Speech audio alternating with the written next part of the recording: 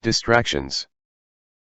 Above the door of the refectory this prayer, which was called the White Paternoster, and which possessed the property of bearing people straight to paradise, was inscribed in large black letters.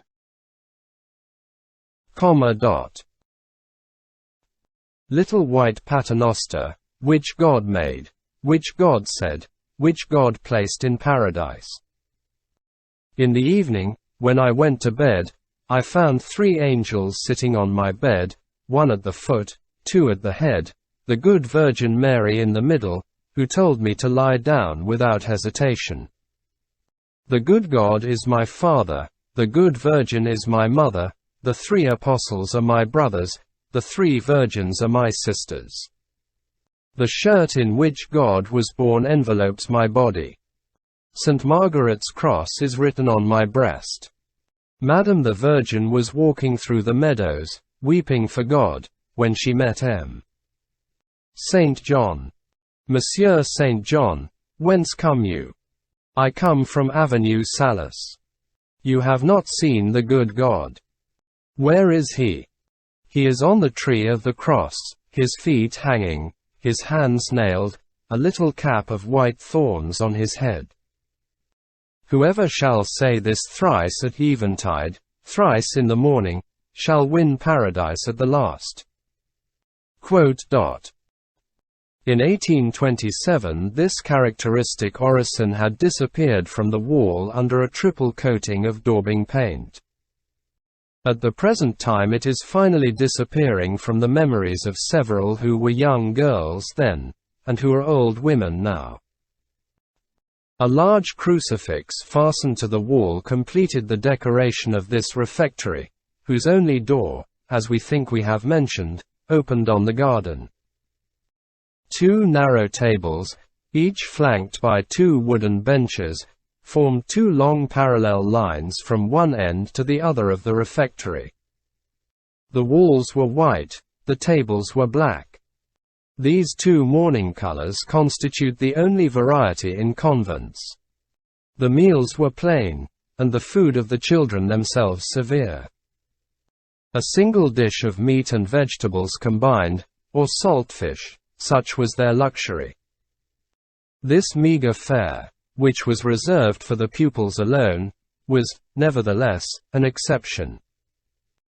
The children ate in silence, under the eye of the mother whose turn it was, who, if a fly took a notion to fly or to hum against the rule, opened and shut a wooden book from time to time. This silence was seasoned with the lives of the saints, read aloud from a little pulpit with a desk, which was situated at the foot of the crucifix. The reader was one of the big girls, in weekly turn. At regular distances. On the bare tables. There were large, varnished bowls in which the pupils washed their own silver cups and knives and forks, and into which they sometimes threw some scrap of tough meat or spoiled fish. This was punished. These bowls were called ronds d'eau. The child who broke the silence made a cross with her tongue. Where? On the ground. She licked the pavement. The dust, that end of all joys, was charged with the chastisement of those poor little rose leaves which had been guilty of chirping. There was in the convent a book which has never been printed except as a unique copy, and which it is forbidden to read. It is the Rule of St. Benoit, an arcanum which no profane eye must penetrate. Nemo regulars, su constitutiona nostras, externus communicabit. The pupils one day succeeded in getting possession of this book, and set to reading it with avidity, a reading which was often interrupted by the fear of being caught, which caused them to close the volume precipitately. From the great danger thus incurred they derived but a very moderate amount of pleasure. The most interesting thing they found was some unintelligible pages about the sins of young boys. They played in an alley of the garden bordered with a few shabby fruit trees. in spite of the extreme surveillance and the severity of the punishments administered. When the wind had shaken the trees, they sometimes succeeded in picking up a green apple or a spoiled apricot or an inhabited pear on the sly. I will now cede the privilege of speech to a letter which lies before me. A letter written 25 years ago by an old pupil, now Madame la Duchesse de, one of the most elegant women in Paris. I quote literally. One hides one's pear or one's apple as best one may. When one goes upstairs to put the veil on the bed before supper, one stuffs them under one's pillow, and at night one eats them in bed, and when one cannot do that, one eats them in the closet. That was one of the greatest luxuries. Once. It was at the epoch of the visit from the archbishop to the convent. One of the young girls, Mademoiselle Bouchard, who was connected with the Montmorency family, laid a wager that she would ask for a day's leave of absence, an enormity in so austere a community. The wager was accepted, but not one of those who bet believed that she would do it. When the moment came, as the archbishop was passing in front of the pupils, Mademoiselle Bouchard, to the indescribable terror of her companions, stepped out of the ranks, and said, "Monseigneur, a day's leave of absence." Mademoiselle Bouchard was tall, blooming, with the prettiest little rosy face in the world. M. de Quillen smiled and said, "What, my dear child, a day's leave of absence? 3 days if you like. I grant you 3 days." The prioress could do nothing. The archbishop had spoken. Horror of the convent, but joy of the pupil. The effect may be imagined. This stern cloister was not so well walled off, however, but that the life of the passions of the outside world, drama, and even romance, did not make their way in. To prove this, we will confine ourselves to recording here and to briefly mentioning a real and incontestable fact, which, however, bears no reference in itself to, and is not connected by any thread whatever with the story which we are relating. We mention the fact for the sake of completing the physiognomy of the convent in the reader's mind. About this time there was in the convent a mysterious person who was not a nun, who was treated with great respect, and who was addressed as Madame Albertine. Nothing was known about her, save that she was mad, and that in the world she passed for dead. Beneath this history it was said there lay the arrangements of fortune necessary for a great marriage. This woman, hardly 30 years of age, of dark complexion and tolerably pretty, had a vague look in her large black eyes. Could she see? There was some doubt about this. She glided rather than walked, she never spoke. It was not quite known whether she breathed. Her nostrils were livid and pinched as after yielding up their last sigh. To touch her hand was like touching snow. She possessed a strange spectral grace. Wherever she entered, people felt cold. One day a sister, on seeing her pass, said to another sister, "She passes for a dead woman." "Perhaps she is one," replied the other.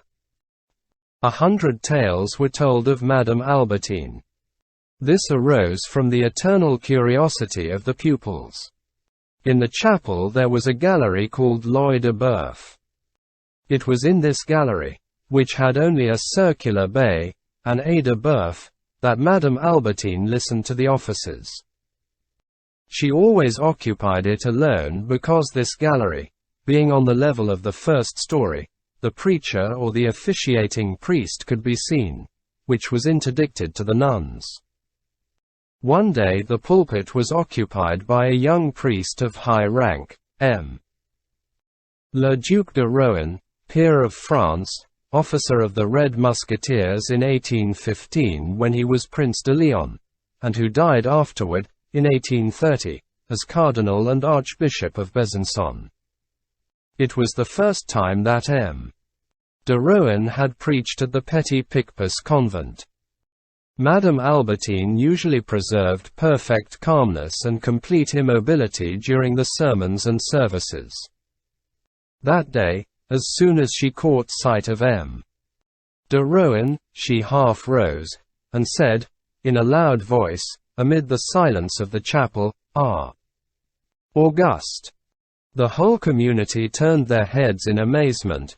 The preacher raised his eyes, but Madame Albertine had relapsed into her immobility. A breath from the outer world, a flash of life, had passed for an instant across that cold and lifeless face and had then vanished, and the mad woman had become a corpse again. Those two words, however, had set everyone in the convent who had the privilege of speech to chattering. How many things were contained in that, "Ah! Auguste!" What revelations! M. de Rohan's name really was Auguste. It was evident that Madame Albertine belonged to the very highest society, since she knew M. de Rohan, and that her own rank there was of the highest. Since she spoke thus familiarly of so great a lord, and that there existed between them some connection, of relationship, perhaps, but a very close one in any case, since she knew his pet name.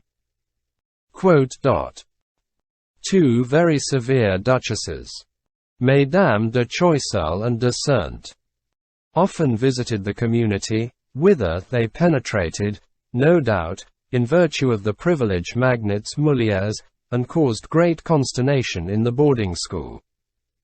When these two old ladies passed by, all the poor young girls trembled and dropped their eyes. Moreover, M. de Rohan, quite unknown to himself, was an object of attention to the schoolgirls. At that epoch he had just been made, while waiting for the episcopate, vicar-general of the Archbishop of Paris. It was one of his habits to come tolerably often to celebrate the offices in the chapel of the nuns of the petit-picpus. Not one of the young recluses could see him, because of the serge curtain, but he had a sweet and rather shrill voice, which they had come to know and to distinguish. He had been a mousquetaire. And then, he was said to be very coquettish. That his handsome brown hair was very well dressed in a roll around his head, and that he had a broad girdle of magnificent moire, and that his black cassock was of the most elegant cut in the world. He held a great place in all these imaginations of 16 years. Not a sound from without made its way into the convent. But there was one year when the sound of a flute penetrated thither.